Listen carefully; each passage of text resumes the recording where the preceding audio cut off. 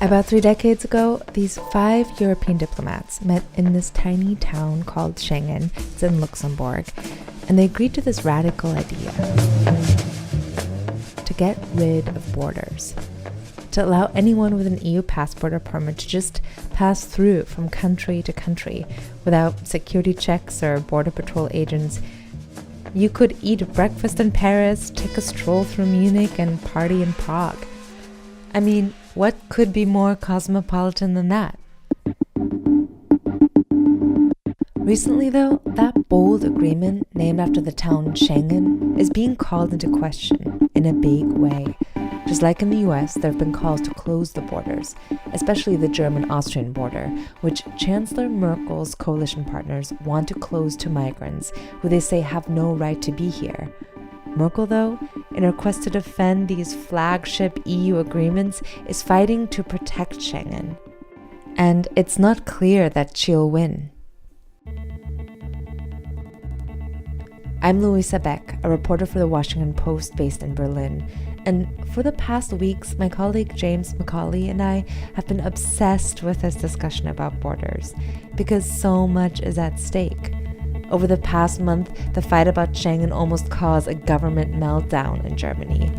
And it set off this big debate about who gets to be a part of this open, cosmopolitan way of life.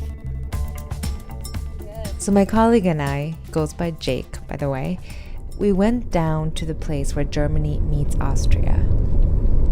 We're an alpine country. It looks like the backdrop to The Sound of Music, but better. And in front of us, there's a big freeway intersection.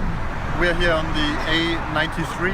It is the route to Italy, or from Italy. That's Rainer Schafer. He's been working for the Federal Border Police for over 20 years.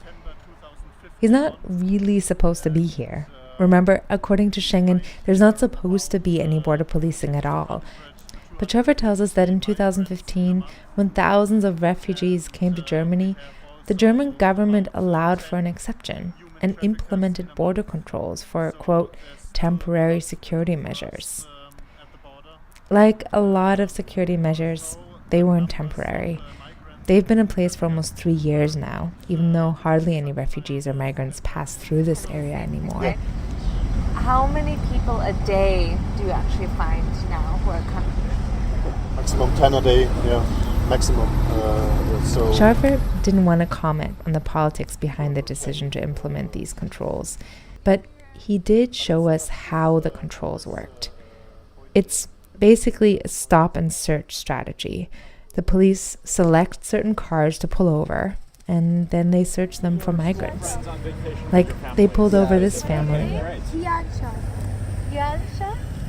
There were 2 families, actually, squeezed into a small van. Tell me, where are you coming from?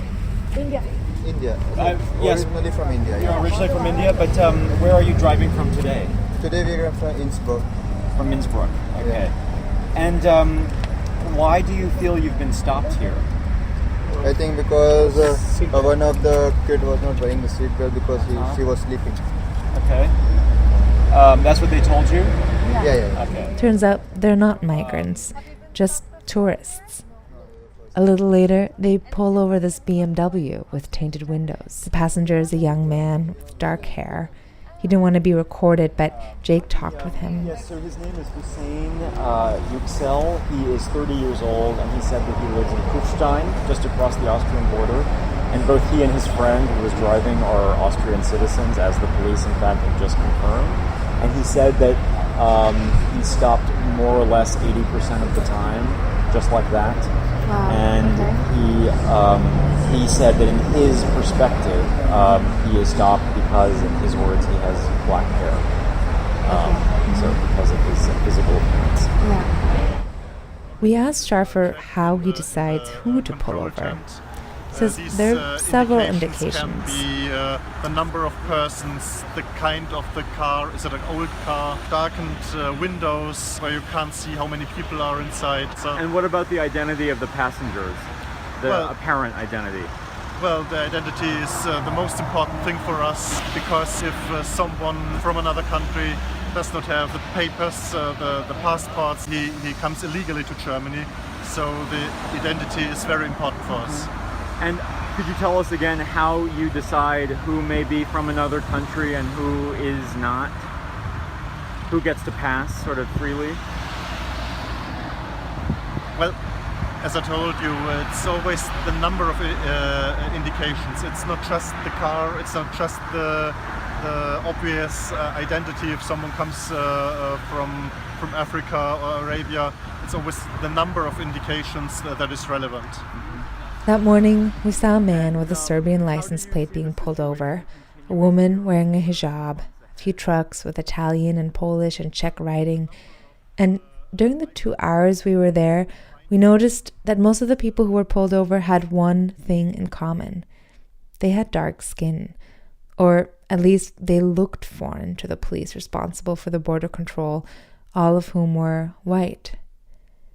And of course, 2 hours isn't representative of a racial profiling trend or any sort of significant pattern, but I called Erik Töpfer, a policing expert, to help me make sense of what we saw that morning.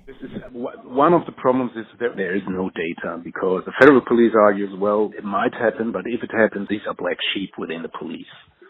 Whereas activists argues, no, it's a common practice. I think it's likely that it is a common practice, because if you are empowered to stop people without any reasonable suspicion, you need some criteria for selecting people.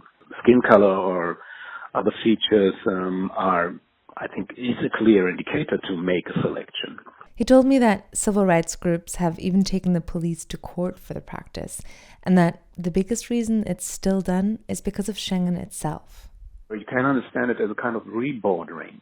So the federal police must not control people at the borderline under the Schengen Agreement, but they say, well, we want some kind of control who's entering the German territory, so therefore we use this tactic. Not far from the German-Austrian border, we met a refugee who knows borders perhaps better, or at least more viscerally than anyone we met that day. My name is Sadaf Noor. I'm 33 years old.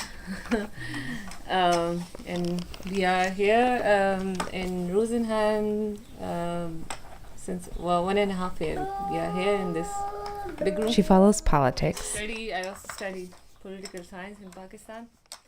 And Salif knows that all of these fights the German government and EU are having about borders, whether to fortify them or to keep them open, they're essentially fights about people like her, migrants. She's here with her family, and she tells us that they left Pakistan because of the frequent attacks from the Taliban and Al-Qaeda. What's lost in all the fights about borders, she tells us, is that they're about her, but they never include her. They are talking about it country to country, not to person. Yeah. They should individually know about the family, like why they came here, what are they going through.